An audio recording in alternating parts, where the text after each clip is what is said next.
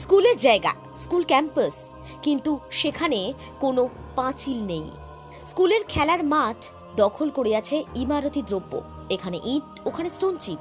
চারপাশে গরু ছাগল বাঁধা আছে। দীর্ঘ 10-12 বছর ধরে এই একই ছবি। স্কুলের ছাত্রছাত্রীরা স্কুলের মাঠে খেলতে পারে না। অভিযোগ স্থানীয় মানুষের, অভিযোগ অভিভাবকদেরও। হুগলির পুরসুরা ব্লকের উত্তর চক্রের বাখরপুর সোয়াল্লুক প্রাথমিক বিদ্যালয়ের কথা বলছি আমরা। এই সমস্যাটা দীর্ঘদিন ধরেই চলছে। স্কুলের সামনে রাস্তা, পাঁচিল তো নেই, তাই খেলতে খেলতে রাস্তায় চলে যান ছাত্রছাত্রীরা। দুর্ঘটনার প্রবণতা বাড়ে। 150 জন থেকে কমে পড়ুয়া এখন মোটে 30 কি 35। নিরাপত্তার অভাবে অভিভাবকরা স্কুল থেকে নিজের ছেলে মেয়েদের ছাড়িয়ে নিচ্ছে। স্থানীয়দের দাবি অবিলম্বে স্কুলের একটা পাঁচিল তৈরি করা হোক। সেই সঙ্গে পানীয় জলের কল নেই, 2টো কল আছে কিন্তু সেখানে জল ওঠে না। পরিষ্কার পরিচ্ছন্ন না থাকায় ইটের গাদার মধ্যে বিষাক্ত সাপ। ভাঙামোড়া পঞ্চায়েতের প্রধান তপন সামুই জানান, বহুবার মিটিং হয়েছে, সমস্যা মেটেনি। তিনি বলছেন স্থানীয় মানুষকে কিছুতেই সচেতন করা যাচ্ছে না। পঞ্চায়েত ফান্ডে পর্যাপ্ত টাকা নেই, সেই কারণে পাঁচিল তৈরি করা যাচ্ছে না। পঞ্চায়েত সমিতির পূর্ত কর্মাধ্যক্ষকে বিষয়টি জানানো হয়েছে। পুরসুরার অবর প্রাথমিক বিদ্যালয়ের পরিদর্শক কি বলছেন? তিনি বলছেন, আমরা কিচ্ছু করতে পারছি না। স্কুলে 4 জন শিক্ষক ছিল, বর্তমানে 2 জন। স্থানীয় না হওয়ার কারণে বাধা দিলেই শিক্ষকদের দিকে তেড়ে যাচ্ছেন অসাধু মানুষরা। প্রত্যেকেই চাইছেন দ্রুত সমস্যার সমাধান হোক। যেহেতু স্কুলে পাঁচিল নেই, তাই সন্ধ্যার পর অসামাজিক কাজ হচ্ছে। ক্যামেরা দেখার পর মাঠ থেকে খুলে নিয়ে যাওয়া হলো গরু ছাগল।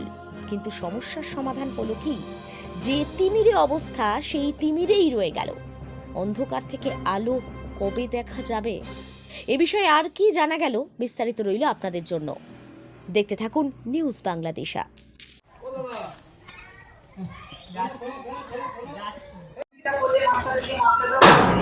বলুন। আচ্ছা, আমি একটা নিজের ছেলেকে আমি এই স্কুলে ভর্তি করেছি, যে পড়ে যে কিভাবে আসবে, কোনটা দিয়ে আসবে, এইসব মানে সব এইসব মাস্টারটা কোনো টিপ নেয় না। ঠিক আছে, হ্যাঁ, বাউন্ডারি ভিতরে যে এত ইমারতি দ্রব্য, একটা ইট বাউন্ডারি, আছে, বাড়ির হ্যাঁ স্টোনচিপ আছে, হ্যাঁ গরুর খামার তৈরি হয়েছে। হ্যাঁ, ঠিক আছে।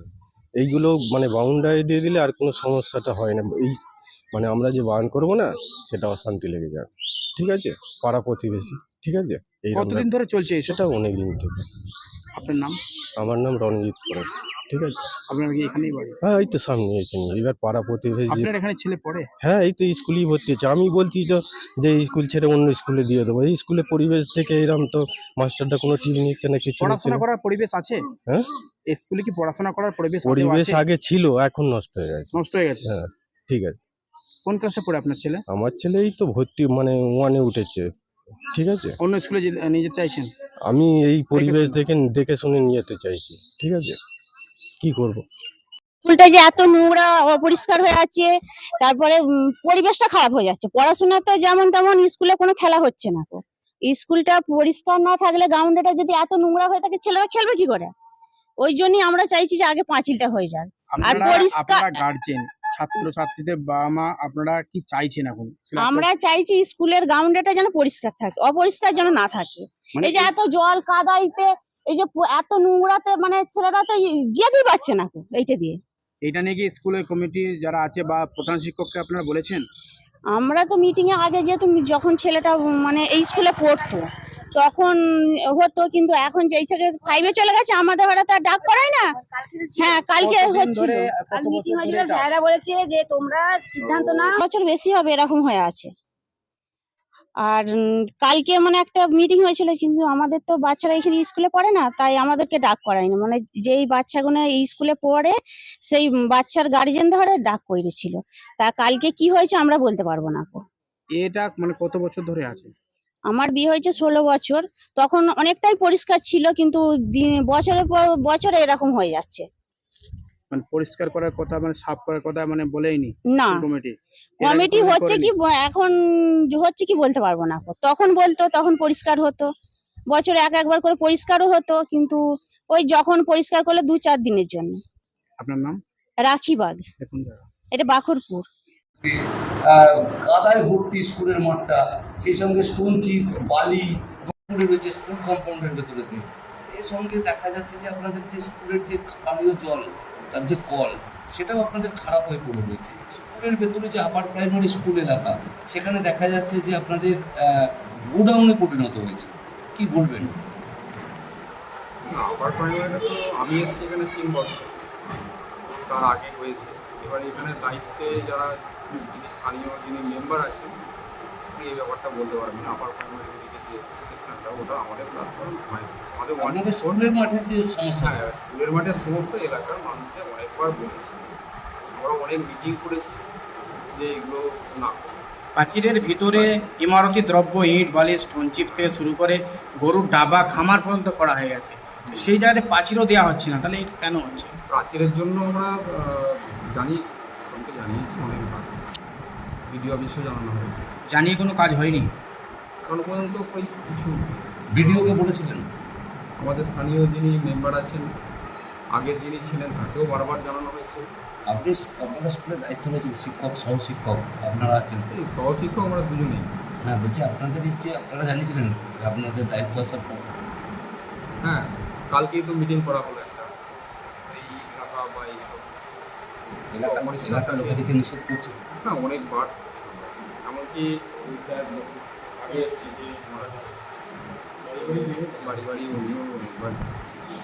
কি নাম আপনার? আমার নাম প্রীতিদীপ মাইতি।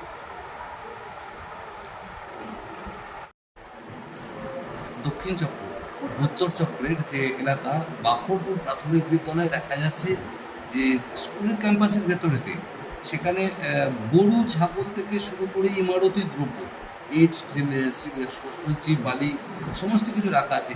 সেখানে ছাত্ররা খেলার পরিবেশ পাচ্ছে না, মাঠে খেলার জায়গায় কাদা, গোবর, এই সমস্ত কিছু দেখা যাচ্ছে। গরু বাঁধা রয়েছে, ছাগল বাঁধা আছে, কি বলবেন?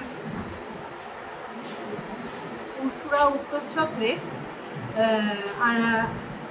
উশুরা উত্তর চক্রের আন্ডারে এই বাকরপুর সোয়ালু প্রাইমারি স্কুল, এখান থেকে অনেকবারই ওখানকার মাস্টারমশাইরা এই কমপ্লেনটা করেছে। তো আমরাও অনেকবার গিয়ে ওখানকার মানুষদের অনেকবারই বলেছি, ভার্বালি বলেছি এগুলো সরিয়ে নেওয়ার জন্য এবং এগুলো পুনরায় না রাখার জন্য। কোথাও খড়ের গাদা, কোথাও গোবর, আমরাও এটা আমাদেরও নজরে এসছে, ওনাদের বলেছি, সঙ্গে সঙ্গে সরিয়ে নিয়েছে, কিন্তু এটা পার্মানেন্টলি সলিউশন কিন্তু কিছু হচ্ছে না। ওনাদের বারবার বলার পরেও ওনারা সংশোধন করছেন না বা আবারও পুনর্বার ওনারা রেখে ফেলছেন। তো সেক্ষেত্রে ভিইসি কমিটির মিটিং হয়েছে অনেকবার স্কুলে, তো স্কুলের মাস্টারমশাইরা সেই ভিইসি কমিটির মিটিংয়েও অনেকবার উত্থাপন করেছে। তো তার ফলপ্রসূ হিসাবে কোনো পার্মানেন্ট কিন্তু সলিউশন আমরা দেখতে পাচ্ছি না। স্থানীয় মানুষরা চাইছেন যে স্কুল ক্যাম্পাস এরিয়ার মধ্যে যে প্রাচীর, সেই হ্যাঁ, প্রাচীরটা সেটাই দেখতে। আমরা স্থানীয় মানুষদের বারবার বলেছি, কিন্তু ওই স্থানীয় মানুষরাই পুনরায় রেখে দিচ্ছেন। আমরা চলে আসলে তারপরে ওনারাই রেখে দিচ্ছেন। যেখানে আমাদের খেলার মাঠ, বাচ্চাদের যে খেলার মাঠ, ওটা স্কুলের নামেই রয়েছে, তো বাচ্চারা খেলতেও অসুবিধা হচ্ছে ওনাদের জিনিসপত্র রাখার জন্য।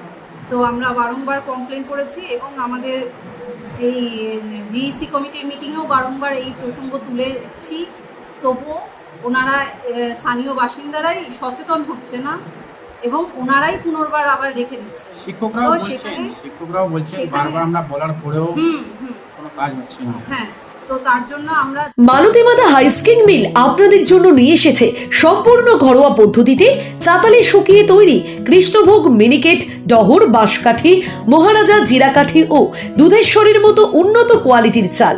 মালতীমাতা হাইস্কিং মিলে প্রোপাইটার পবন নন্দী ও জীবন নন্দী। ঠিকানা সুপারা, চাদুর, আরামবাগ, হুগলি। যোগাযোগ নম্বর 7432074210 অথবা 8972452835।